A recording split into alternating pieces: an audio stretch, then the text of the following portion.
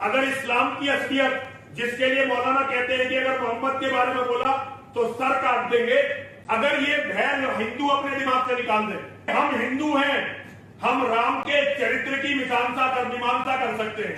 हम कृष्ण के चरित्र की मीमांसा कर सकते हैं, हम परशुराम जी के चरित्र की मीमांसा कर सकते हैं, तो हमारे लिए मोहम्मद क्या चीज है? हम मोहम्मद की मीमांसा क्यों नहीं करेंगे और क्यों सच नहीं बोलेंगे? और अगर मोहम्मद का सच आज दुनिया के मुसलमान को पता चल जाए तो उसे अपने मुसलमान होने पर शर्म आएगी। ये तो हिंदुस्तान के घटिया नेता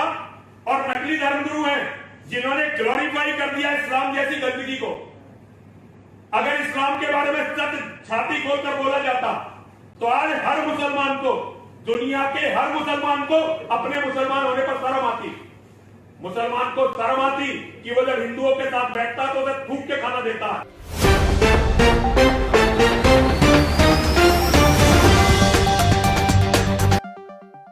पल न्यूज के न्यूज रूम से मैं हूं आपके साथ नदीम अकरम।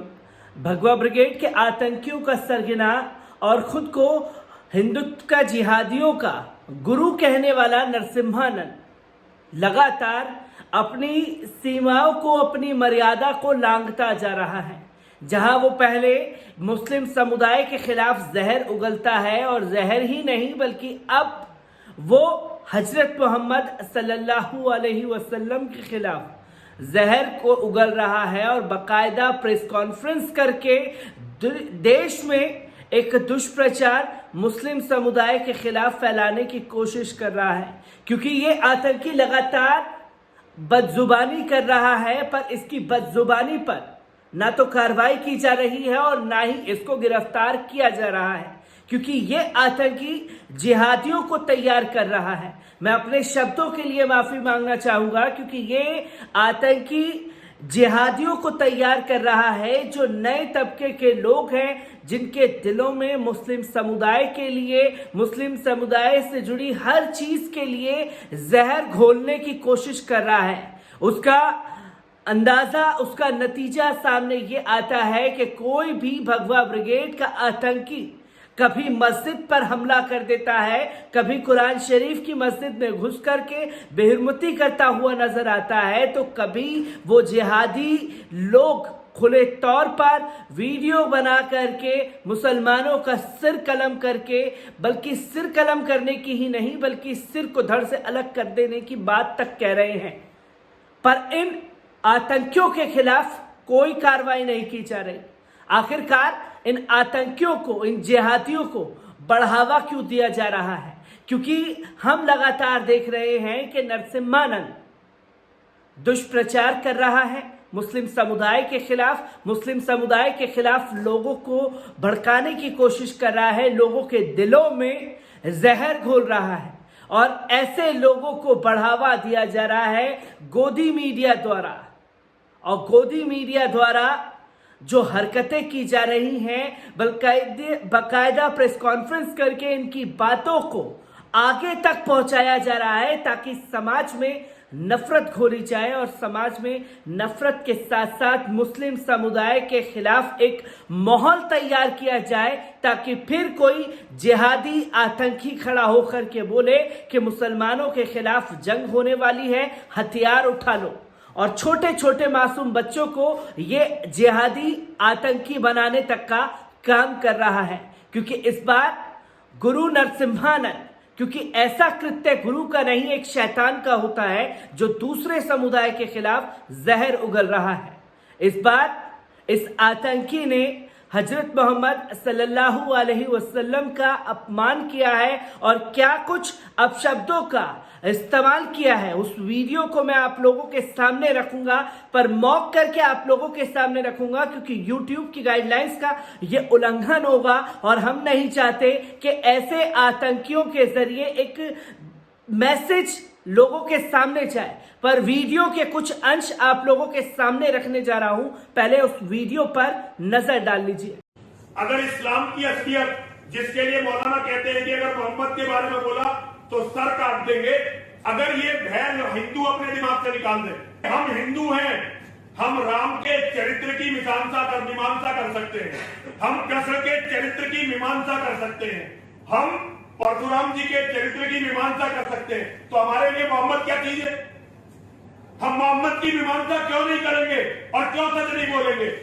और अगर मोहम्मद का सच आज दुनिया के मुसलमान को पता चल जाए तो उसे अपने मुसलमान होने पर शर्म आएगी, उसे शर्म आएगी,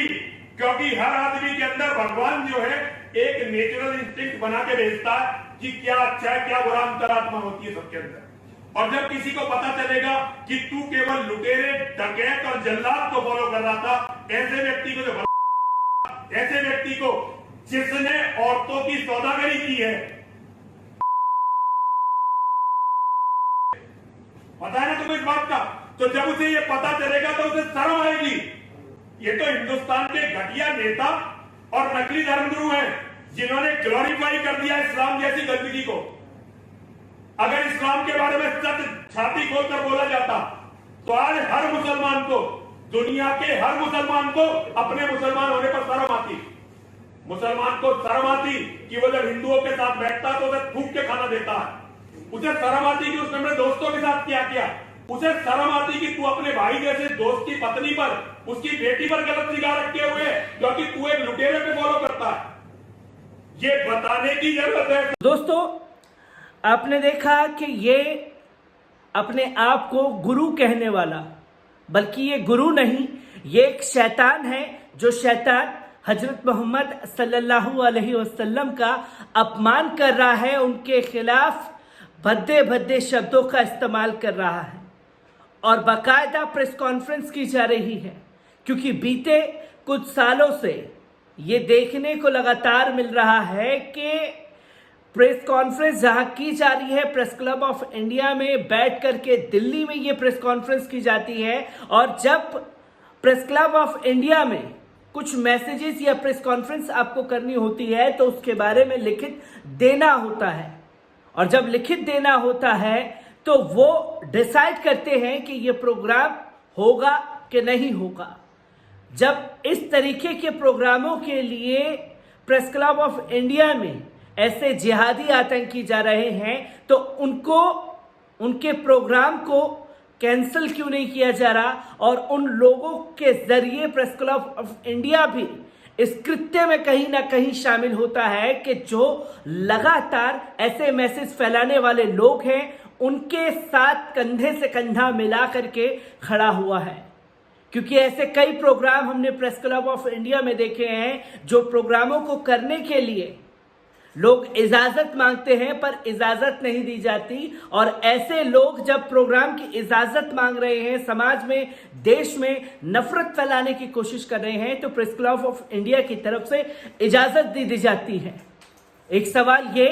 कि आखिरकार क्या इन जिहादी आतंकियों को बढ़ावा देने में प्रेस क्लब ऑफ इंडिया भी शामिल हो चुका है? और दूसरा अहम सवाल जो आप लोगों के सामने रखने जा रहा हूं वो ये कि आपको मुनव्वर फारूकी याद होंगे, वही मुनव्वर फारूकी जो एक कॉमेडियन है, और कॉमेडियन को मध्य प्रदेश के इंदौर में सिर्फ इसलिए उसके साथियों के साथ गिरफ्तार कर लिया गया था कि उसने हिंदू भावनाओं को आहत पहुंचाई थी। हिंदू भावनाओं को आहत पहुंचाने के तहत उसे गिरफ्तार किया गया, बल्कि 1 महीने से ज्यादा जेल की सलाखों के पीछे रखा गया। और यही उत्तर प्रदेश पुलिस मध्य प्रदेश पुलिस से इजाजत मांग रही थी कि वो भी मुनव्वर फारूकी के खिलाफ कार्रवाई करना चाहती है। बल्कि हिंदू भावनाओं को आहत करने में मुनव्वर फारूकी ने कुछ ऐसे शब्दों का इस्तेमाल ही नहीं किया, और अगर फिर भी उसकी कॉमेडी के जरिए इस तरीके के लोगों को आहत पहुंची हो तो उसने माफी भी मांगी। बकायदा 2 साल पहले के मुद्दे को अब उठाकर के मुनव्वर फारूकी को गिरफ्तार किया गया, और ऐसे आतंकी जिहादी खुले तौर पर आसमान के नीचे आजाद घूम रहे हैं, इसके ऊपर कोई कार्रवाई नहीं की जा रही। और ऐसे लोगों को गुरु मान करके और कितने जिहादी खड़े हो रहे हैं, इस्लाम और मुसलमानों से नफरत करने वाले, उनकी कोई संख्या ही नहीं है। क्योंकि इससे पहले ये टासना में आसिफ मंदिर में पानी पीने जाता है तो एक माहौल बनाने की कोशिश करता है और बोर्ड लगा देता है कि मुसलमानों का प्रवेश वर्जित है, मुसलमानों का आना इस मंदिर में मना है। और इसके बाद जो आतंकी वहां पहुंचते हैं इसके समर्थन में वो किस तरीके के मैसेजेस सोशल मीडिया के जरिए देने की कोशिश कर रहे थे, उसके भी भाग को आप लोगों के सामने रखा है। और इससे पहले ये शख्स एपीजे अब्दुल कलाम के बारे में भी, जो कि देश के मिसाइल मैन हैं, दुनिया उन्हें मिसाइल मैन के नाम से जानती है, ये उनके खिलाफ भी दुष्प्रचार और उन्हें भी जिहादी आतंकी बोलने की लगातार कोशिश करता रहा है। फिर भी इस आतंकी के खिलाफ कोई कार्रवाई नहीं की जाती। लगातार मुस्लिम समुदाय के खिलाफ जहर उगल रहा है, इस्लाम धर्म के बारे में दुष्प्रचार कर रहा है, कुरान शरीफ की बेहरमती कर रहा है और तो और अब हजरत मोहम्मद सल्लल्लाहु अलैहि वसल्लम के नाम का गलत इस्तेमाल किया, बल्कि उनकी दुष्प्रचार छवि बनाने की समाज में कोशिश कर रहा है। पर इस जिहादी आतंकी के खिलाफ कोई कार्रवाई नहीं की जा रही। आखिरकार योगी सरकार ऐसे लोगों को बढ़ावा क्यों दे रही है, इसके ऊपर भी एक सवाल लगातार खड़ा हो रहा है। और इस आतंकी से जुड़ी हर एक अपडेट आप लोगों के सामने लेकर के मैं जुड़ता रहूंगा। दीजिए मुझे इजाजत, शुक्रिया।